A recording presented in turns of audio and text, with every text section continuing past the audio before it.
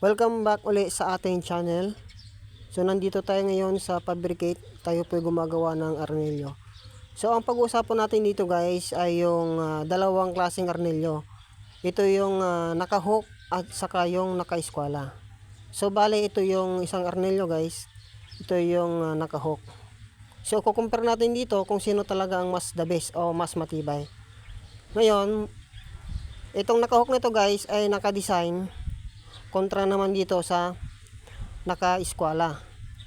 So kung magpapagawa po tayo ng bahay ay mas mainam po na gamitin natin yung naka-hook. Kasi pag ito yung naka-hook guys ay matibay po talaga yung ating poste.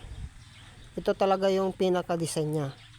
At ito yung pinaka gusto ko guys kasi malakas at matibay itong arnilyong naka-hook.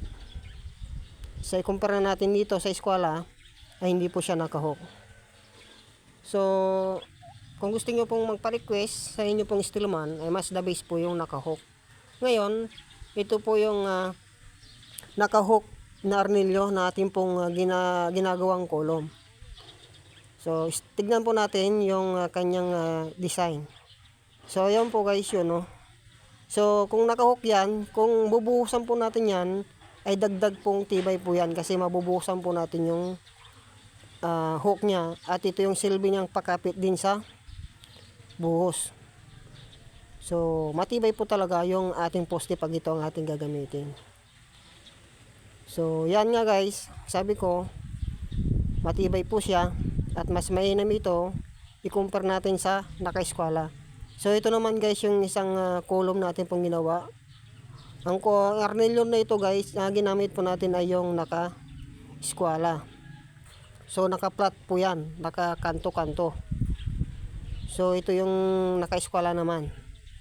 So mas the best talaga guys na ang gamitin natin na arnilyo ay yung naka-hook.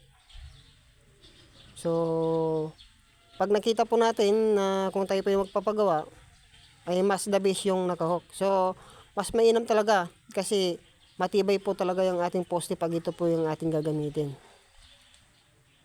So, sana guys ay meron pong konting ideya na inyo pong napulot sa ating video ito. So, yan nga guys. Ang ating ikukumpara natin yung eskwela versus naka-hook. So, mas mainam talaga na yung hook ang ating pong gagamitin. Nang sa ganun guys, yung ating pong bahay ay matibay po yung kanyang poste. So napaka-importante talaga guys na kung poste ay napakatibay kasi yung poste po guys ito po yung nagbibigay ng tibay ng ating bahay at ito yung sumasalo sa bigat ng bahay. So maraming salamat guys sa inyo pong pagsuporta sa ating channel. Sa mga hindi pa po nakasubscribe, please subscribe na po tayo at pag-share na rin ng ating pong video. So hanggang dito lang muna ang ating vlog. Maraming salamat guys.